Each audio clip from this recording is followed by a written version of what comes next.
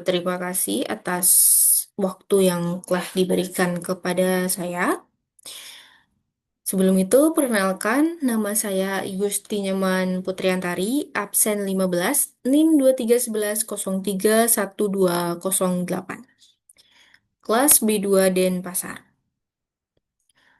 Pada kesempatan kali ini, saya akan membawakan dan mengajarkan materi yaitu tentang jarak, waktu, dan kecepatan dengan menggunakan strategi pemecahan masalah problem solving Polya.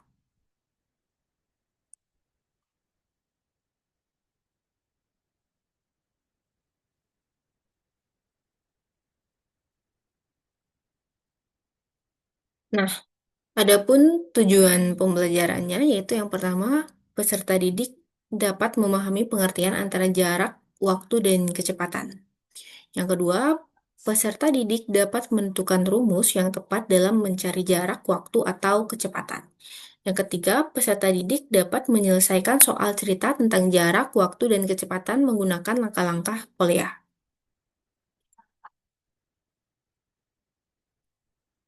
Oke, baik. Selamat pagi anak-anak.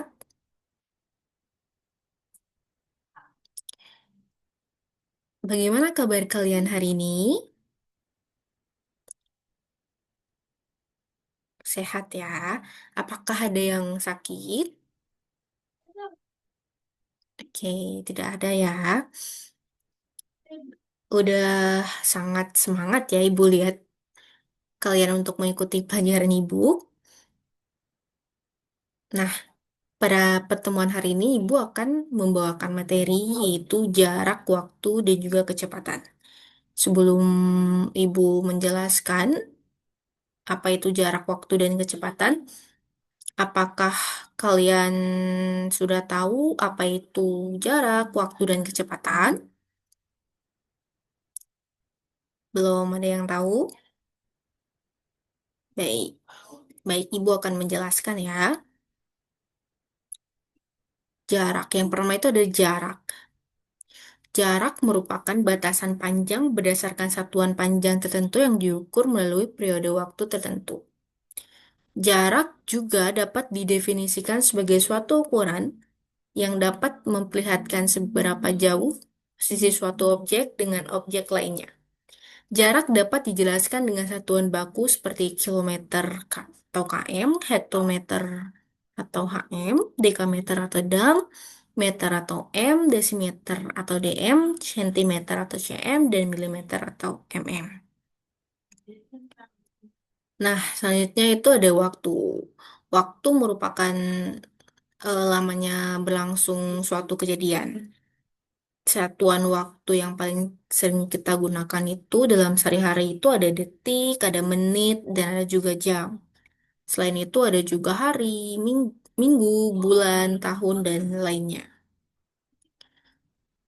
Biasanya satuan antara pertanyaan dan jawaban yang dibutuhkan itu berbeda ya, sehingga perlu mengkonversinya terlebih dahulu agar satuannya menjadi sama.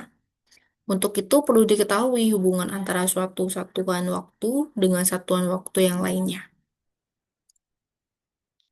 Yang ketiga itu ada kecepatan. Kecepatan merupakan besaran yang menunjukkan seberapa cepat suatu benda berpindah dari suatu tempat ke tempat lainnya dengan satuan waktu tertentu. Dari pengertian tersebut, terlihat bahwa kecepatan dapat diukur dengan menggunakan komponen jarak yang dibandingkan dengan waktu. Sehingga satuan kecepatan berupa jarak atau waktu biasanya misalnya km per jam, meter per detik, dan lainnya.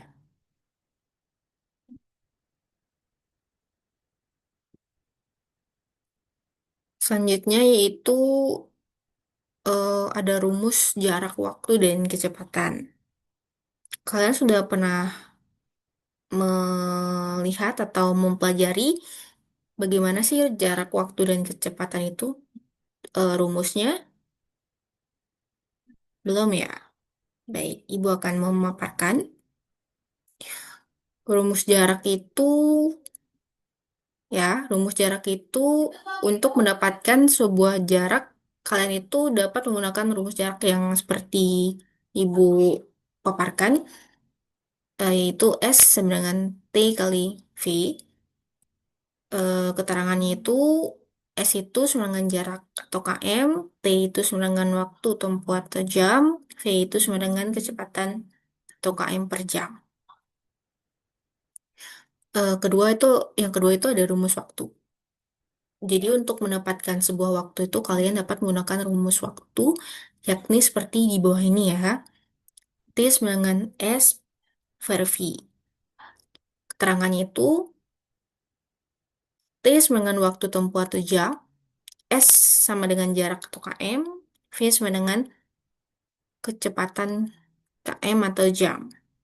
Nah, yang ketiga itu ada rumus kecepatan. Untuk mendapatkan sebuah kecepatan itu, kalian dapat menggunakan rumus kecepatan rata-rata, yakni seperti di bawah ini, V sama dengan S per T, S per T, keterangannya itu V sama dengan kecepatan km per jam, S sama dengan jarak atau km, T sama dengan waktu tempuh atau jam. Nah,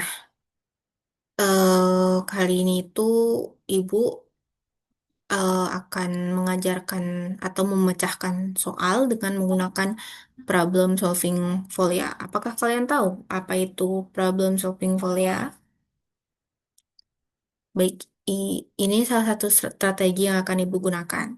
Nah, problem solving folia itu cara menyelesaikan masalah matematika yang dikembangkan oleh George Polya, seorang ahli matematika. Dalam metode ini dapat membantu kita, kalian berpikir langkah demi langkah supaya tidak bingung saat mengerjakan soal. Pola ini mengajarkan 4 langkah penting untuk memecahkan masalah matematika dengan benar dan teratur. Nah, selanjutnya akan Ibu ajak ya kalian untuk memecahkan soal dengan strategi problem solving ya. Adapun langkah-langkahnya. Perhatikan baik-baik ya anak-anak. Soal pertama. Budi berangkat dari rumah ke sekolah pada pukul 6.30 dengan berjalan kaki. Jarak rumah ke sekolah adalah 2 km. Jika kecepatan berjalan Budi adalah 4 km per jam, pukul berapakah Budi tiba di sekolah? Baik, itu untuk soalnya. Nah, selanjutnya itu ada langkah pertama. Ada memahami masalah.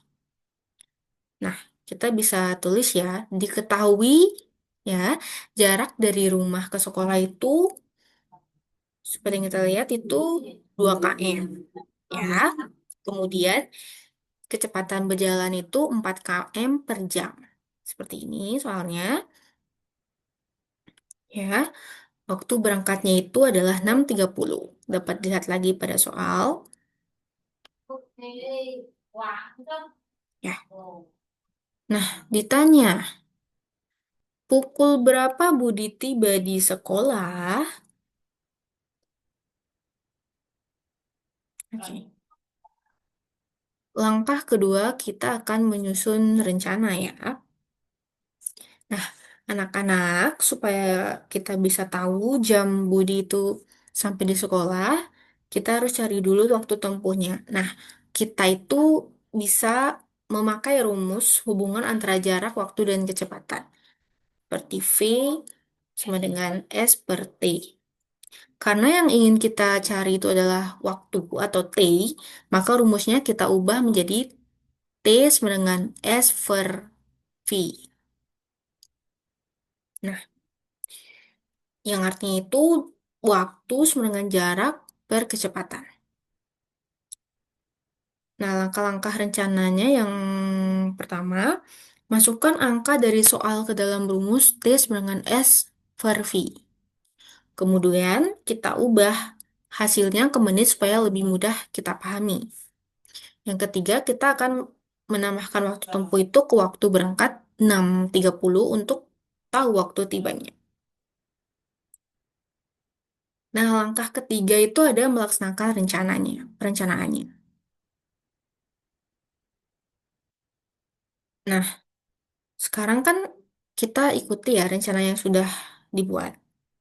Nah, anak-anak, kita akan mencari waktu tempuh Budi dengan menggunakan rumus T sama dengan S per V.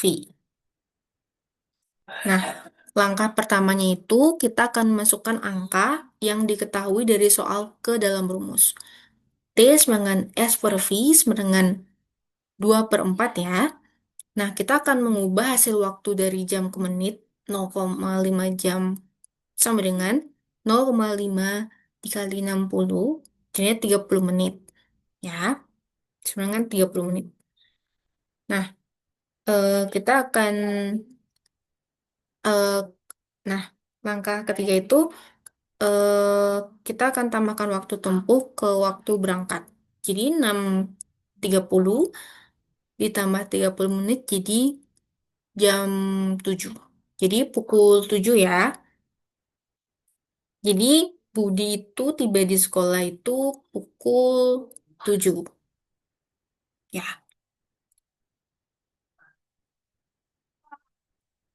Nah, langkah keempat itu kita akan melihat kembali ya. Atau mengulas. Nah, kita coba periksa. Kalau kecepatan Budi 4 km per jam, berarti dalam 1 jam Budi bisa menempuh 4 km. Karena jaraknya hanya 2 km atau setengahnya. Waktu tempuh waktu tempuhnya itu setengah jam, yang artinya 30 menit.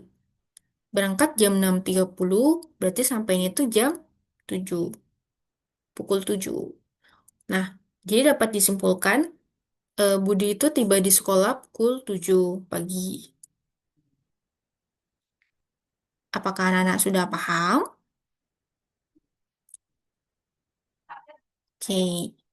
Nah, eh, nanti ada tugas ya, ada tugas latihan untuk supaya kalian bisa lebih memahami cara menggunakan rumusnya. Nah, untuk tugas latihannya itu ada Rina berangkat dari rumah ke perpustakaan pada pukul 7. Jarak rumah ke perpustakaan adalah 6 km. Rina berjalan dengan kecepatan 2 km per jam.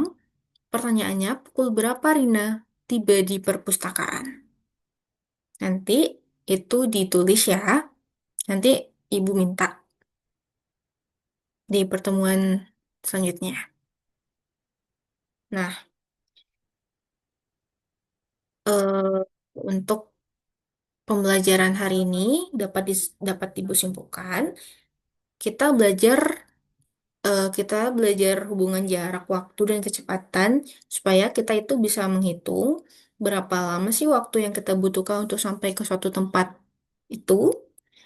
Dengan belajar ini kita itu manfaatnya kita bisa merencanakan waktu dengan baik, tidak terlambat saat ke sekolah terutama atau atau pergi ke tempat lain ya. Nah, dan lebih siap untuk melakukan kegiatan sehari-hari. Baik, untuk dari ibu rasa pertemuan hari ini cukup ya. Eh, Terima kasih sudah mengikuti pelajaran ibu hari ini dengan baik dan sopan. Diingatkan ya tugasnya, anak-anak. Ya, nah untuk hari ini ibu cukupkan. Ibu ucapkan terima kasih dan selamat pagi.